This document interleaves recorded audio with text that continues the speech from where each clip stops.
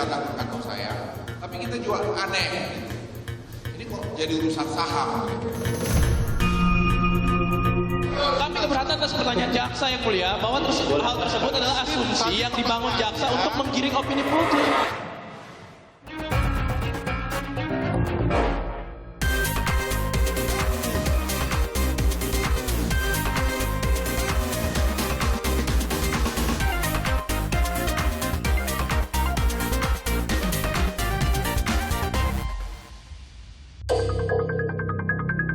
Menko Bidang Kemaritiman dan Investasi Luhut Binsar Panjaitan mengajukan tuntutan hukum terhadap 2 orang aktivis lembaga swadaya masyarakat, Haris Azhar dan Fathia Maulidianti.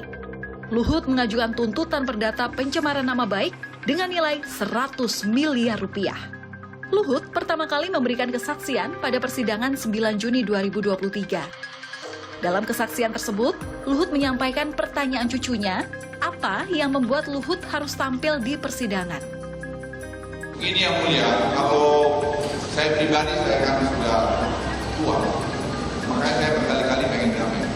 Tapi satu ketika cucu saya tanya, Opung, dia tanya sama saya dengan bahasa Inggris, apa benar kamu begini? Dia bilang, Pay, don't worry, I never ever lie to you. Saya nggak pernah juga menyembunyikan sesuatu pada kamu. I don't have any company. Saya bilang berbahasa Inggris kepada cucu saya bahwa saya punya satu bisnis di Papua. Saya tidak punya ada bisnis apapun sejak saya masuk di pemerintahan. Salah satu anggota tim kuasa hukum Haris dan Fathia melanjutkan kesaksian Luhut dengan pertanyaan tentang peran seorang pemegang saham mayoritas dalam sebuah perusahaan. Pak Luhut, saya ingin bertanya, tadi Pak Luhut mengatakan menjadi pemegang saham mayoritas, gitu ya. Apa tugas dari pemegang saham mayoritas atau wewenang apa dari pemegang saham mayoritas? Saya katakan sejak saya dari pemerintahan, saya mengundurkan dari semua kegiatan perusahaan dan saya serahkan sepenuhnya kepada CEO-nya. Tapi Bapak masih memegang saham? Lah ya, itu uang saya, masa saya nggak pegang? Betul. Kalau pertanyaan jawab saja pertanyaan saya, saudara saksi. Sebagai pemegang saham, Bapak pasti punya uang di situ. Jadi wewenang saudara saksi apa di dalam saham ini? Saya tidak pernah tanya karena saya percaya sama Ibu Nana sebagai CEO yang profesional dan dia yang membuat perusahaan saya sampai hari ini sangat kredibel. Dalam persidangan itu, Luhut memberikan bukti percakapan WhatsApp antara dirinya dengan Haris Azhar.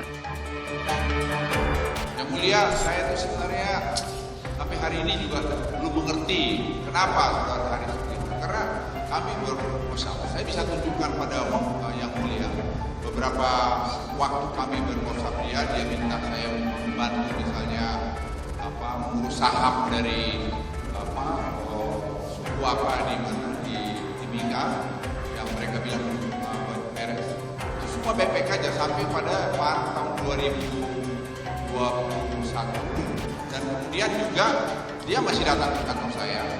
Masih juga tadi oleh staf saya dilihat masalahnya. Tapi kita juga aneh. Ini kok jadi urusan saham gitu. Situasi sempat memanas karena pihak kuasa hukum Haris Azhar menganggap pembacaan percakapan tersebut tidak ada relevansinya dengan kasus yang sedang disidangkan. Baik, bahwa apa yang disampaikan jaksa merupakan asumsi yang kemudian dibangun. Gimana nih? Saudara mau ngomong? Asumsi bagaimana? Kami keberatan yang mulia. Sebentar dulu, sudah. Kami keberatan atas pertanyaan jaksa yang mulia bahwa hal tersebut adalah asumsi yang dibangun jaksa untuk menggiring opini publik. Tidak masalah, karena dia menanyakan hubungan sebenarnya saksi ini dengan saudara Haris ini hubungannya baik, dari dulu baik. Itu loh, cuma nanya seperti itu aja. Hubungannya bagaimana? Sebetulnya baik hubungannya. Pada akhir persidangan itu, Ketua Majelis Hakim Cokorda Gede Artana menyarankan agar Luhut dan Haris serta Fathia untuk bersalaman. Kalau saudara merasa mungkin bagaimana hilaf, ataukah saudara mau menyalami Pak Luhut? Kalau salaman saya salaman Pak.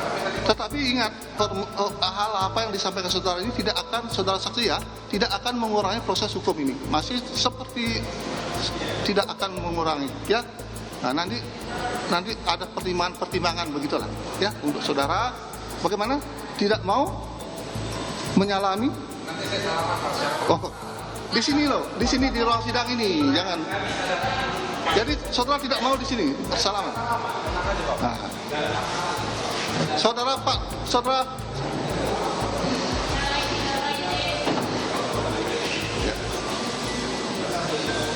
Ya, sudah. Ya, sudah.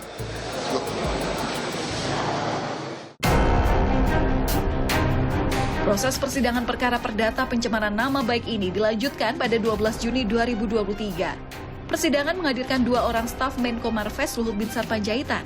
Mereka adalah asisten bidang media Menko Marves, Singgih Widyastono, dan staf media internal Menko Marves, Adi Damarkusumo. Dalam persidangan itu, Singgih Widyastono mengungkapkan reaksi Luhut saat dirinya mengirimkan video podcast yang berisi tuduhan melakukan operasi militer dan kepemilikan saham Luhut. Apa yang dari judul itu yang dianggap saudara Luhut itu keliru atau salah atau tuduhan terkait dengan relasi ekonomi dan operasi militer yang mulia. Bisa dielaborasi apa yang dibilangin? Dia bilang apa misalkan? Saya tidak pernah di situ. Saya itu ya berarti tuduhannya adalah saya berada di balik relasi ini semua atau seperti apa? Beliau menyampaikan bahwa saya tidak mungkin dan tidak punya jalur komando yang mulia, garis komando yang mulia untuk memerintahkan ada operasi militer di Intan Jaya Papua, dan untuk apa ini semua dan untuk apa hal ini dikaitkan dengan relasi ekonomi saya sendiri. Hal lain yang terungkap dalam persidangan adalah percakapan tentang kepemilikan saham PT Freeport untuk masyarakat adat setempat antara Luhut Binsar dan Haris Azhar. Pada tahun 2019, Luhut juga menerima pesan teks dari Haris Azhar. Haris meminta tolong Luhut untuk memperjelas nasib 8.000 karyawan Freeport yang terkena PHK. Kasus ini masih terus bergulir di persidangan. Seorang menteri yang merasa nama baiknya tercemar memilih jalan hukum untuk mencari keadilan. Inilah saatnya lembaga peradilan tampil sebagai pengadil yang benar-benar mampu menegakkan keadilan di atas kebenaran, tanpa harus sungkan pada jabatan dan tak ragu untuk mengabaikan fakta dan tuduhan yang tidak dapat dibuktikan.